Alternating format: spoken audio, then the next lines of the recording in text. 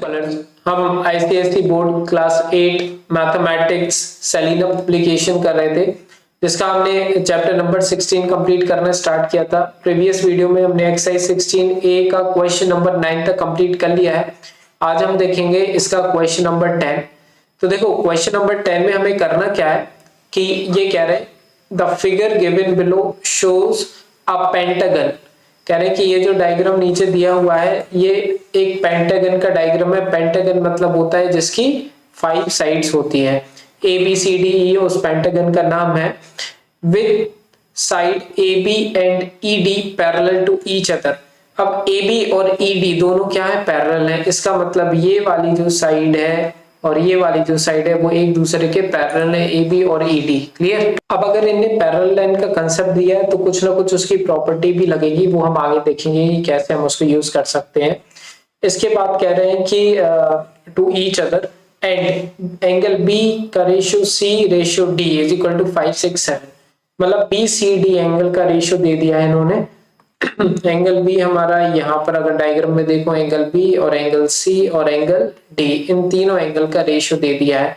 तो इन तीनों एंगल को सबसे पहले हम मान लेते हैं 5x, 6x and 7x।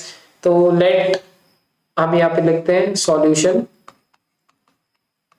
Let angle B, angle कौन कौन से दिए हुए हैं, एंगल B, एंगल C और एंगल D।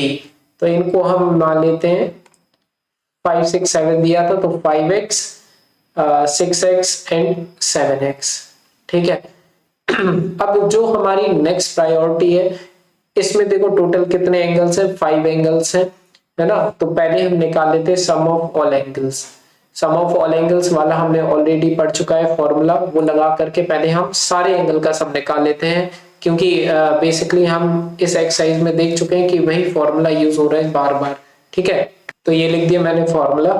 अब यहाँ पे n क्या है, n हमारा नंबर ऑफ साइड, और क्योंकि ये पेंटागन है तो 5 साइड है इसकी, तो n की जगह मैं 5 लिख दूंगा। 5 - 2 × 180। अभी तो मैंने फर्स्ट पार्ट स्टार्ट भी नहीं किया है, ये अभी हम बेसिकली अपनी थोड़ी सी जो कि क्वेश्चन के लिए अप्लाई करने के लिए हमें जानकारी चाहिए उसको हम इकट्ठा कर रहे हैं। 5 - 2 मतलब होता है 3, 5 - 2 3 और 180। अब 180 को 3 से मल्टीप्लाई कर लो कहीं साइड में। 3 0 8 3 24, 3 3 4 5, 540 आ रहा है। तो मैं यहाँ लिख देता हूँ 5। तो अगर मैं इन पांचों के 5 एंगल को ऐड कर दूं तो मेरा 540 डिग्री आएगा। अब बढ़ते हैं हम फर्स्ट पार्ट की तरफ। तो फर्स्ट पार्ट है, बोल रहे हैं using formula find the sum of interior angle of the polygon. अच्छा यही तो था हमारा फर्स्ट पार्ट। तो देखो फर्स्ट पार्ट में तो हमें जो बोला था वो हमने ऑलरेडी निकाल चुका है। Using formula find the sum of all interior angles of a polygon. यही तो इंटीरियर एंगल जो अभी हमने निकाला वो वही तो था। तो इसका मतलब फर्स्ट पार्ट तो हमारा ऑलरेडी हो चुका है। क्लियर। अब आ जाते हैं बच्चों सेकंड वाले पार्ट पे। जब हम सेकंड वाला पार्ट देखते हैं तो लिखा है right the value of angle A plus angle E। तो बस थोड़ा सा आपको यहाँ पे ध्यान देना है। एंगल A मेरा ये है डायग्राम में देखो, और एंगल E मेरा ये है, मैंने रेड पेन से बना करके रखा है। अब थोड़ा सा दिमाग लगाओ कि ये वाली लाइन अगर हम देखें ED, इन्होंने बोला था ना हमसे AB और ED पैरेलल है, AB और ED पैरेलल है। अब अगर तुम डायग्राम में देख रहे हो तो AB नीचे साइड है और ED ऊपर साइड है। देखो AB और ED, ये है AB और कुछ इस तरह से ED इस तरह से है। ठीक है। और ये दोनों लाइन पैरेलल है। उस डायग्राम को जो हमारे लिए दिया हुआ है ये वाला, इसको मैंने थोड़ा एलैबोरेट करके बना दिया। ऐसा है डायग्राम। ठीक है। ABCD और E। ठीक है। अब ये दोनों लाइन पैरेलल है और ये जो कहलाएगी ये कहलाएगी हमारी ट्रांसवर्सल। ठीक है। तो मुझे ये बताओ, ये बन गए हमारे को इंटीरियर एंगल्स। को इंटीरियर एंगल या फिर angle on the same side of the transversal. और हम जानते हैं कि अगर पैरेलल लाइन होती है तो को इंटीरियर एंगल का सम 180 डिग्री के इक्वल रहता है। इसका मतलब angle A plus angle E is equal to 180 degree हो जाएगा। तो ये हमारा सेकंड पार्ट हो गया। अगर रीजन लिखना चाहो तो लिख सकते हो को इंटीरियर एंगल्स। ठीक है। और अगर तुम्हारी मैम ये नहीं रीजन लिखवा, ये भी लिखवा सकती हैं, तो मैं और पार्ट में लिख देता हूँ, sum of interior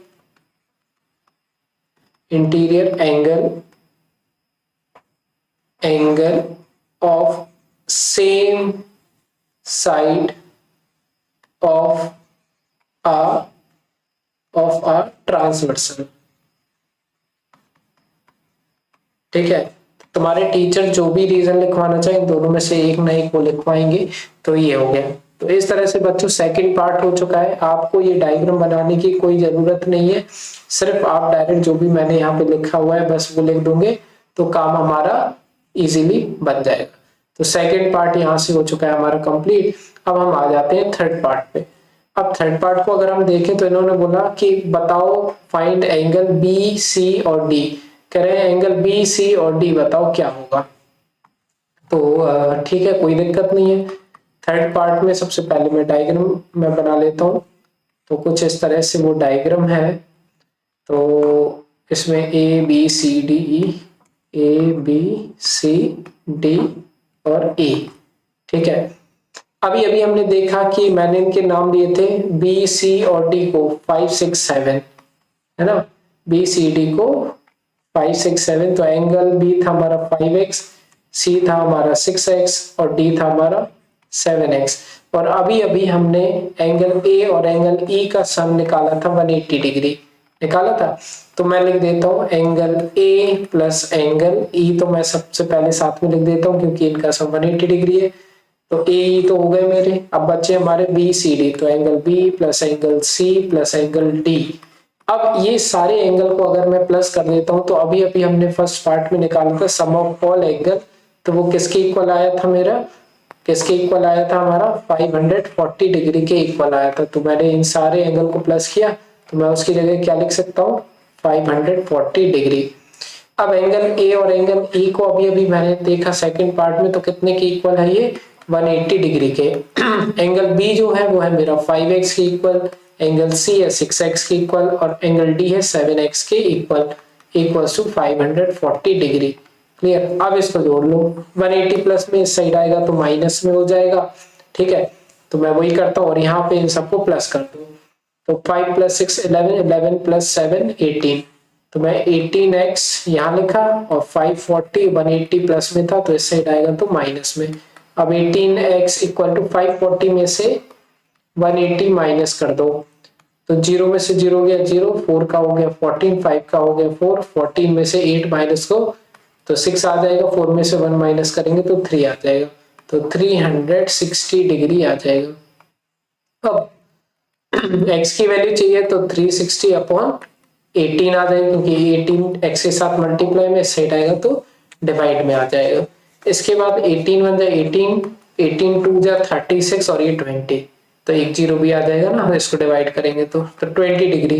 basically x की वैल्यू आ गई है 20 डिग्री, लेकिन हमें चाहिए एंगल b। एंगल b है मेरा 5x के इक्वल। तो एंगल b जो था मेरा 5x, इसका मतलब 5 इंटू एक्स की वैल्यू आ गई 20। तो 20 इंटू 5 100, तो 100 डिग्री आ गया। एंगल बी की वैल्यू आई है हमारी 100 डिग्री। ठीक है, अब एंगल सी निकालना है। एंगल सी जो था वो मेरा था क्या 6x के इक्वल। तो एंगल सी मेरा 6x था। अब 6 इंटू एक्स की वैल्यू है 20, तो 6 2 12 तो 120 डिग्री। तो एंगल सी आ गया मेरा 120 डिग्री के इक्वल। ठीक है, अब एंगल डी एंगल डी था मेरा कितना 7x के इक्वल। तो मैं डी की जगह लिख देता हूँ 7x। 7 इंटू एक्स की वैल्यू है 20, 7 2 14, 140 डिग्री। ठीक है, तो एंगल डी आ गया मेरा 140 डिग्री।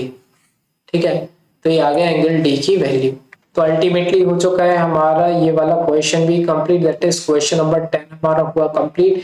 इसके बाद देखेंगे क्वेश्चन नंबर 11 नेक्स्ट वीडियो में। पसंद आई वीडियो प्लीज लाइक करिए, सब्सक्राइब करिए चैनल को। सारी वीडियोस की लिंक आपको मिलेगी डिस्क्रिप्शन में। कुछ भी डाउट रहे तो आप ऑब्वियसली कमेंट सेक्शन में इजीली पूछ सकते हो मुझसे, है ना। तो मिलते हैं बच्चों नेक्स्ट वीडियो में, बाय।